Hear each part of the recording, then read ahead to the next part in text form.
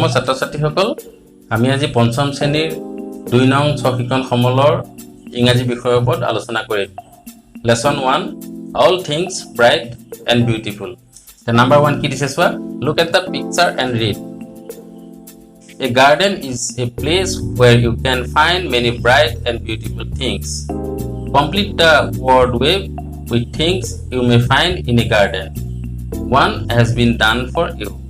ইয়াত কি কৈছে এখন বাগিচাত বহুতো ধুনিয়া আৰু উজ্জ্বল বস্তু থাকে তলত এখন শব্দজাল আছে আৰু এই বাগিচাখন চাই এই শব্দজালখন পূৰ কৰিব লাগে এটা তোমালোকে শব্দজালখন চোৱা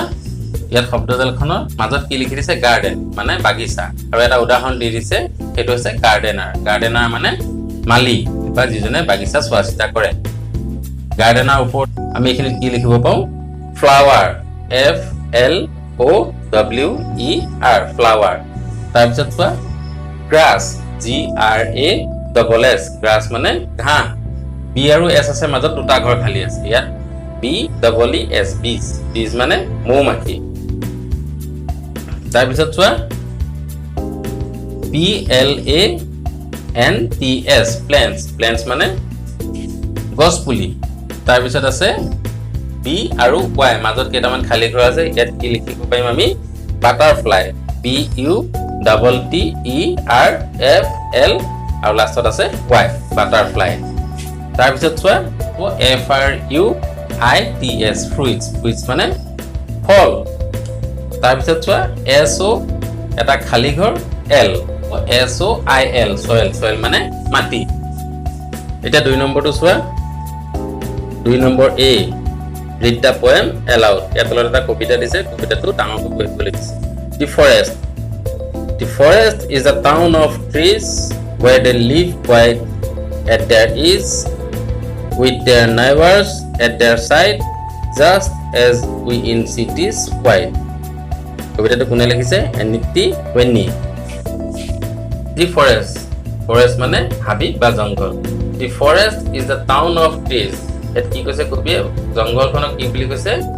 যে গছ-গছনিৰ এখন চহৰ where they live quiet at their ease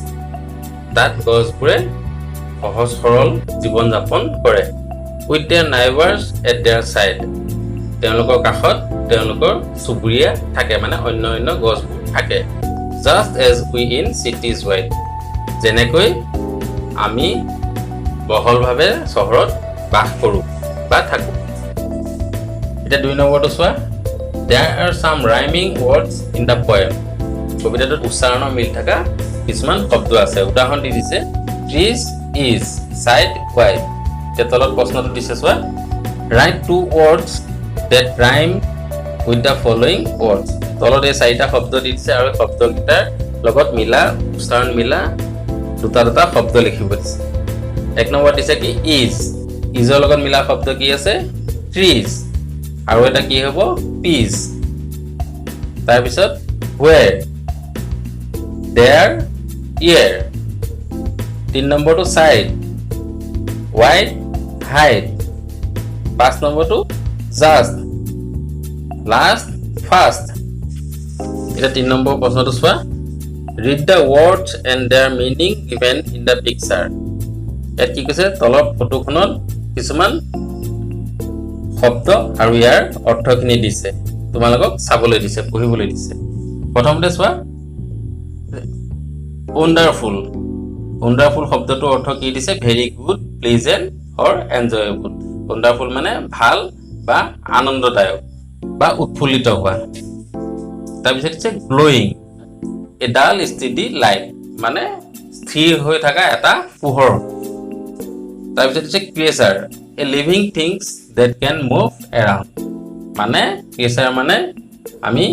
পোক-পতংগবোৰৰ কথা ক'ব পাৰো যিবোৰ ঘূৰি থাকিব পাৰে বা লৰচৰ কৰিব পাৰে আমাৰ চাৰিওফালে যিবোৰ থাকে তাৰপিছত দিছে wise মানে কি দিছে অৰ্থটো able to make sensible decision মানে যি শুদ্ধ সিদ্ধান্ত ল'ব পাৰে মানে wise মানে জ্ঞানৰ কথা কৈছে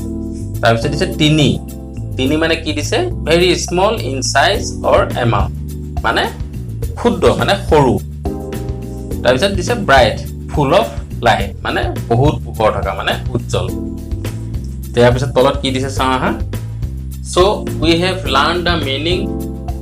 of the word pressure wise tiny bright wonderful and glowing now let us do an activity আমি শব্দ অৰ্থবোৰ শিকিলো এতিয়া আমি এটা কাৰ্য কৰো আহা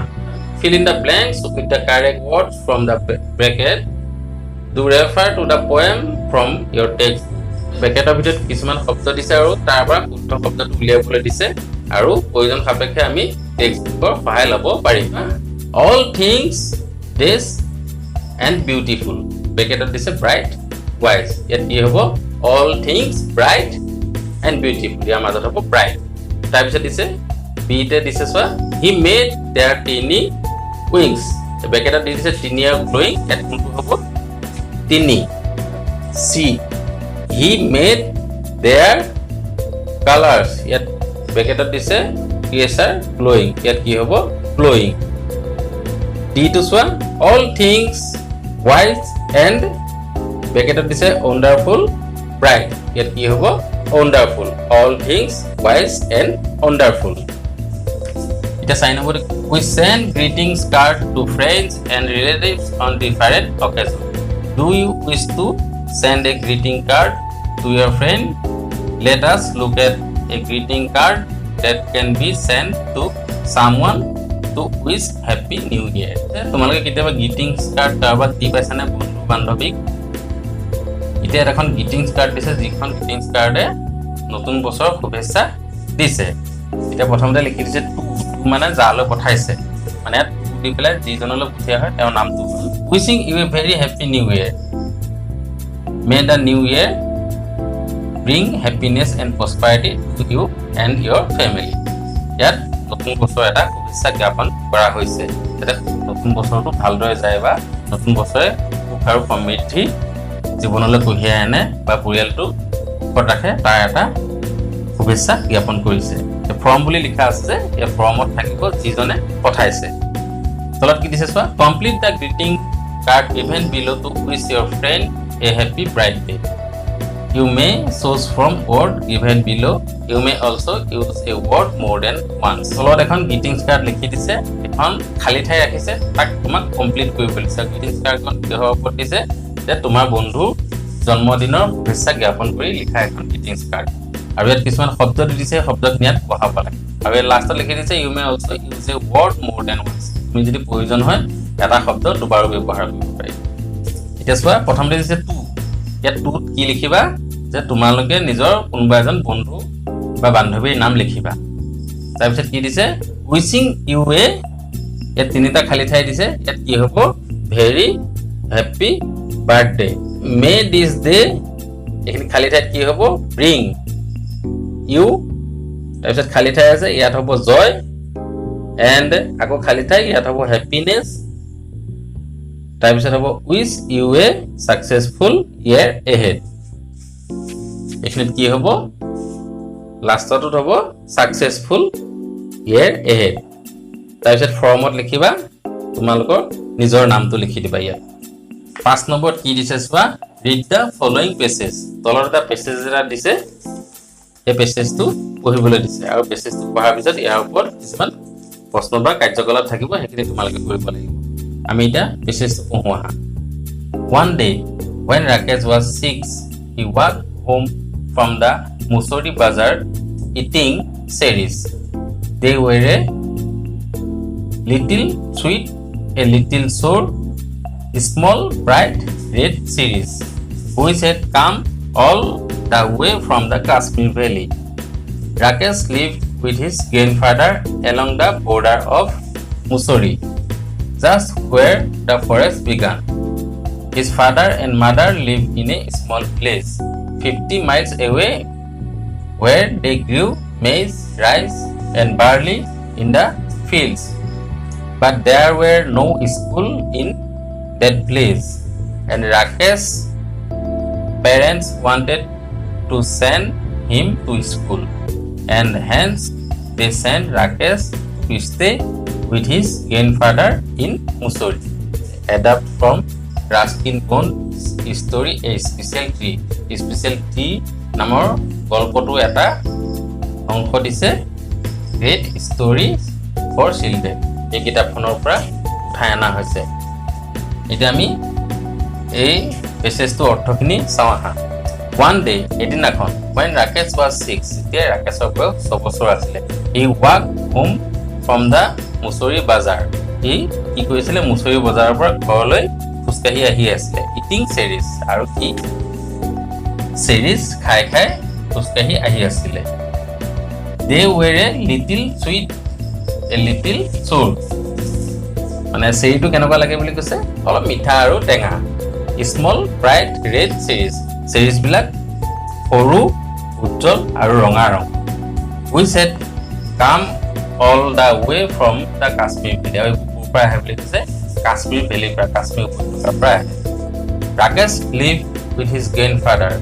ৰাকেশে কাৰ লগত বাস কৰিছিলে তেওঁৰ ককা দেউতাৰ লগত along the border of মুছৰি বৰ্ডাৰৰ কাষত just where the forest began য'ৰ পৰা হাবিখন আৰম্ভ হৈছিল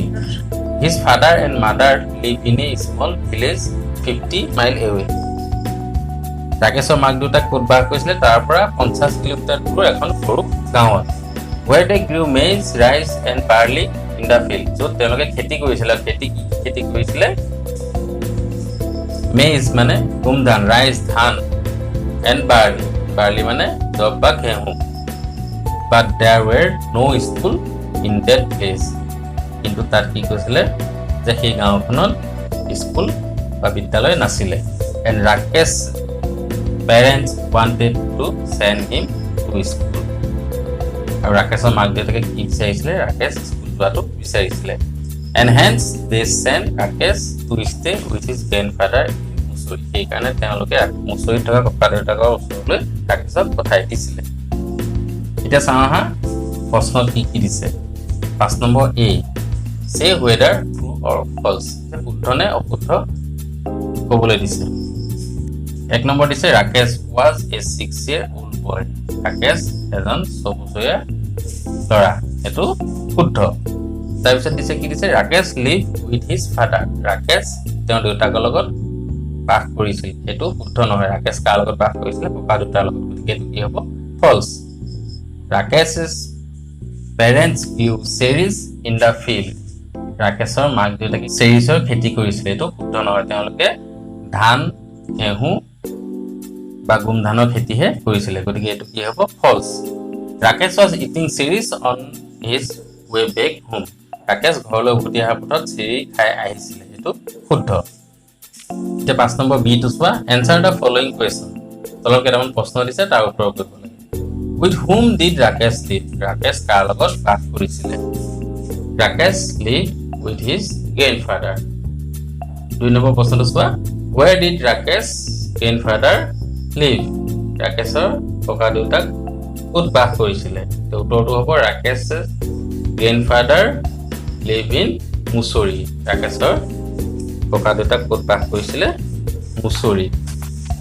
এতিয়া 3 নম্বৰ প্ৰশ্নটো চোৱা Where did Rakesh's parents live? ৰাকেশৰ মাক দেউতাক ক'ত বাস কৰিছিল উত্তৰটো হ'ব Rakesh's parents live in a small village 50 miles away from মুছৰি ৰাকেশৰ মাক দেউতাক ক'ত বাস কৰিছিল এখন সৰু গাঁও যিখন মুছৰিৰ পৰা 50 কিলোমিটাৰ দূৰত এটা 4 নম্বৰটো চোৱা What did Rakesh's father and mother grow in the field? ৰাকেশৰ মাক দেউতাকে পথাৰত কি খেতি কৰিছিল উত্তৰটো হ'ব Rakesh's father and mother grew maize, rice and barley in the field. ৰাকেশৰ মাক দেউতাকে কি কৰিছিল গম ধান আৰু ঘেঁহুৰ খেতি কৰিছিল Why did Rakesh's parents send him to মুছৰি ৰাকেশৰ মাক দেউতাকে তেওঁক কিয় মুছৰিলৈ পঠাইছিল উত্তৰটো হ'ব Rakesh's parents sent him to Mussoorie because they wanted to send him to school ৰাকেশৰ মাক দেউতাকে ৰাকেশক স্কুল পঠাবলৈ বিচাৰিছিল যাৰ কাৰণে তাক মুছৰি ককা দেউতাকৰ ওচৰলৈ পঠাইছিল লাষ্টত কি দিছে চোৱা Students will try to recite the poem All Things Bright and Beautiful ছাত্ৰ ছাত্ৰীসকলে All Things Bright and Beautiful কবিতাটো পঢ়িবলৈ আৰু আবৃত্তি কৰিবলৈ চেষ্টা কৰিবলৈ কৈছে মোৰ পিছৰ ভিডিঅ'টোত কবিতাটোৰ বিষয়ে আলোচনা কৰিম এটা ছাত্ৰ-ছাত্ৰীসকল তোমালোকে যদি মোৰ ভিডিঅ'টো ভাল পাইছা তেতিয়াহ'লে এটা লাইক কৰিবা আৰু শ্বেয়াৰ কৰিবা যাতে তোমাৰ বন্ধু-বান্ধৱীসকলে মোৰ ভিডিঅ'টো পাব পাৰে আৰু তেওঁলোক উপকৃত হ'ব পাৰে আৰু লগতে মোৰ চেনেলটো ছাবস্ক্ৰাইব কৰিবলৈ নাপাহৰিবা আজিলৈ ভিডিঅ'টো ইমানতে সামৰিছোঁ ধন্যবাদ